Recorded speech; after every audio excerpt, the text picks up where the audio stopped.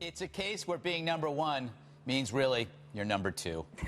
A new study ranks California dead last of all the states in quality of life, making it tops at being on the bottom. States were ranked on everything from education to opportunity, from infrastructure to crime.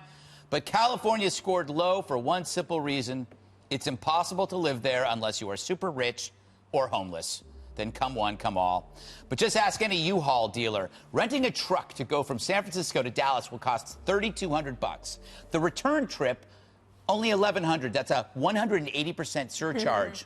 And it's based on a truck shortage in California because so many people are leaving one left-wing city to a more pragmatic, affordable one. So maybe Californians leaving California, they're the real dreamers.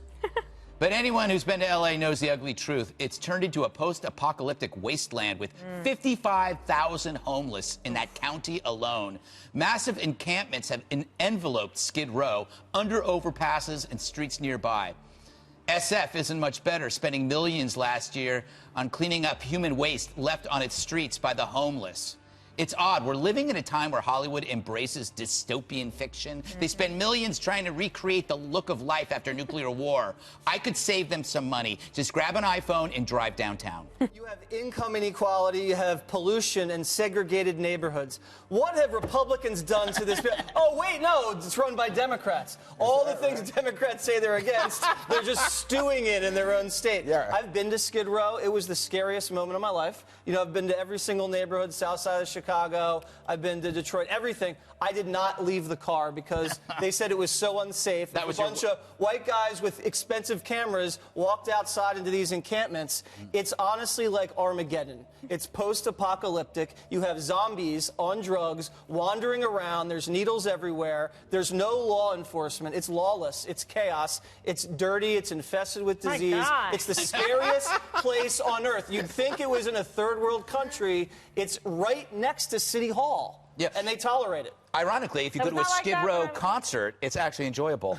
Kimberly, Bay Area, sad. You're from the Bay Area, Yes, San Francisco. I was born and raised in San Francisco, so I'm a native. Yeah, it's very sad, I think, what's gone on there, because they think with the liberal politics that this is what love should look like, that you trash your city, that you allow anything goes, that you have sanctuary cities, you let the citizens get murdered, there's total lawlessness and no public safety, Who's and gonna also be the no next public governor? cleanliness.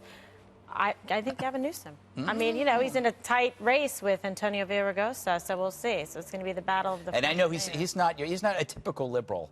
But he was good when he was mayor of San Francisco. I was there, although that was part of it.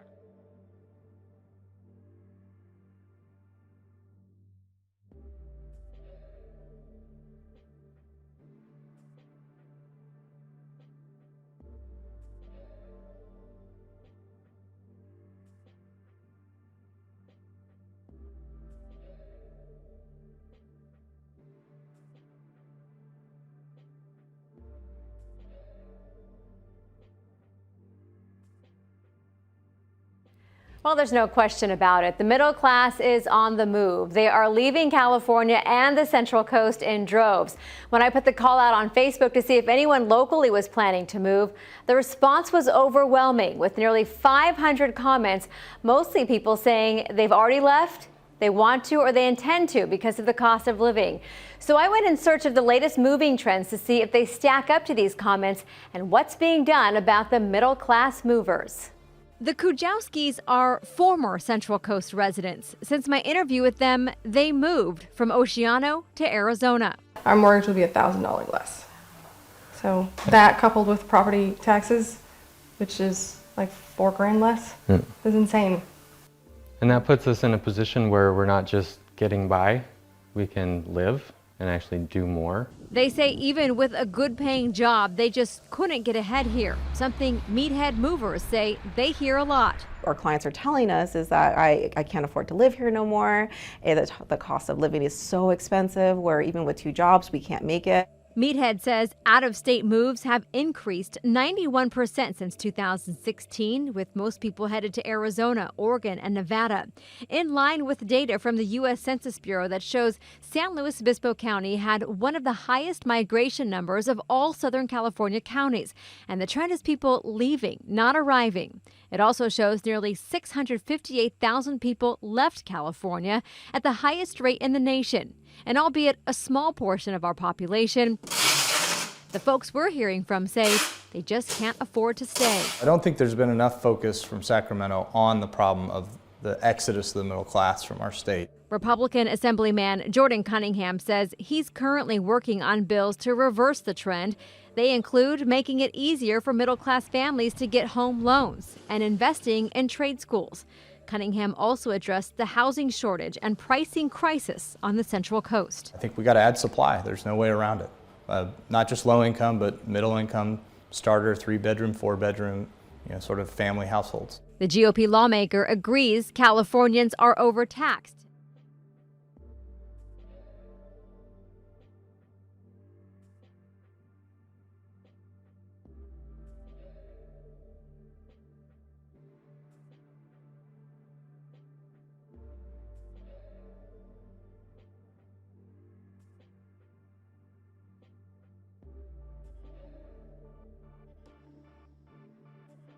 Now to the tax exodus. People are leaving high-tax blue states for low-red states. Economist Art Laffer says in the next 3 years, 800,000 people will leave California and New York.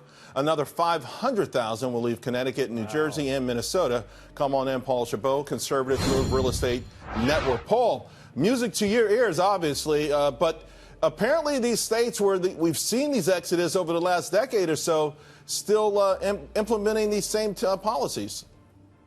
It is. It's absolutely insane, but it's great for our business. Look, in the last 10 years, about 3.5 million people have left these blue states for red states. Our business has been around now for about a year at conservativemove.com. We cannot keep up with the demand. But going to your point, when you look at states like California, New York, and what they're doing to their people, it's absolutely astonishing. My mother retired as a public school teacher, moved from California to Arizona. By the way, happy Mother's Day, Mom. Charles, thanks for letting me throw that in.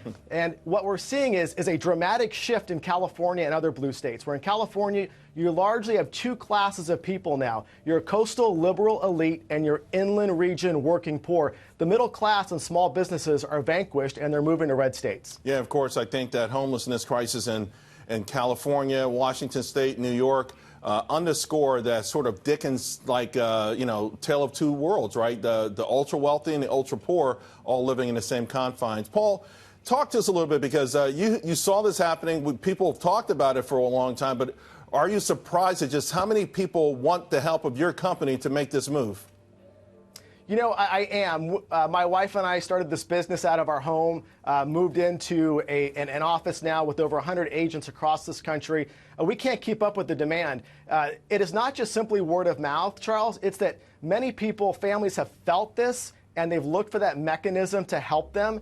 And that's what we do. We help them sell their home sell their house in a blue state, buy in a red state, but we also help them find employment. But the other key part is that we want them to get engaged in the states that they move to, that when they move there, realize and understand the policy implications of those blue states, and hopefully make sure those same consequences don't happen in these red states. You know, it's interesting you bring that up, because you've got states like Georgia, for instance, who are benefiting from reverse migration and people leaving cities like Detroit and Philadelphia. They're fleeing these cities for the reasons that you just point out, but they go to Georgia and vote the same policies that created an unhealthy living environment for them in the first place. Yeah, that's been concerning, I think. However, I will say about 90% of the folks that are moving from us are middle-class families with very young children. A segment that has children in high school or waiting for their kids to graduate, but then you have a huge segment of retirees. And they're not just moving to southern states like Texas, Tennessee, South Carolina, Florida. They're moving to Idaho, they're moving to Arizona, they're moving to a lot of different places. And I'll tell you what, here's how they feel, and I can sum it up like this because they all feel the same. It's like leaving a bad relationship, Charles, and that bad relationship is that blue state. And when you get out of that relationship and you move into a better one, you realize how bad that previous relationship was, and you're so glad you're out of it. So people are making the move, they're excited, They're happy, and quite honestly, their quality of life is just amazing. Schools are better, lower crime, great paying jobs. It is the American dream of how it should be.